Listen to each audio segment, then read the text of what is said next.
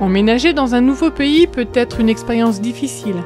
Nouvelle nourriture, nouvelle langue, nouvelle culture. Cela peut être accablant et même effrayant. Des adventistes de Corée du Sud veulent créer un lieu pour aider les personnes à s'intégrer dans le pays, pour qu'ils se sentent soutenus. Le Centre de service familial multiculturel adventiste est un centre d'influence urbain situé dans une zone diversifiée de la ville d'Ansan, où de nombreux étrangers viennent travailler. La plupart d'entre eux ne savent pas parler, lire ou écrire la langue coréenne quand ils arrivent. Aussi, le centre offre des cours de langue coréenne gratuits. Plus de 400 personnes suivent ce programme chaque année. Il y a quelques années, le personnel du centre a élaboré un plan pour améliorer et étendre ses activités.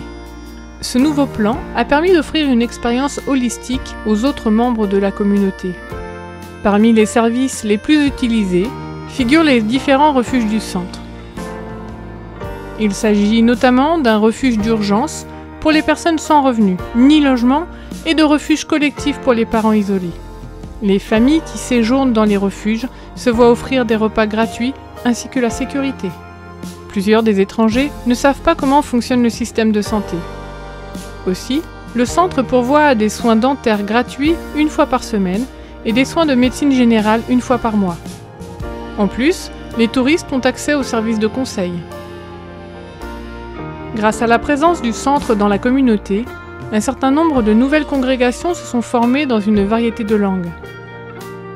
Des groupes se réunissent et pratiquent leur culte en russe, cambodgien, anglais, urdu, chinois et coréen. Ils ont été bénis avec une augmentation de 30 baptêmes en une seule année. Le centre met l'accent sur les enfants et les jeunes. Tout d'abord, un jardin d'enfants a été créé. Ensuite, un programme d'activité périscolaire a été créé pour les élèves du primaire. Les parents ont ainsi pu envoyer leurs enfants pour qu'ils bénéficient d'un soutien scolaire et d'une garde après l'école. Pour les parents qui devaient travailler tard, le centre a mis en place un programme de protection nocturne où les enfants étaient surveillés jusqu'à 9 h du soir.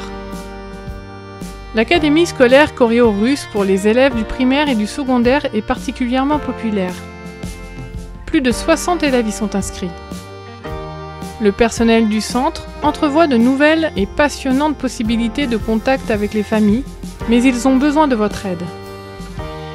Ce trimestre, une partie de la 13e offrande de sabbat permettra de fournir d'autres services de soins aux enfants immigrés à Ansan, en Corée du Sud.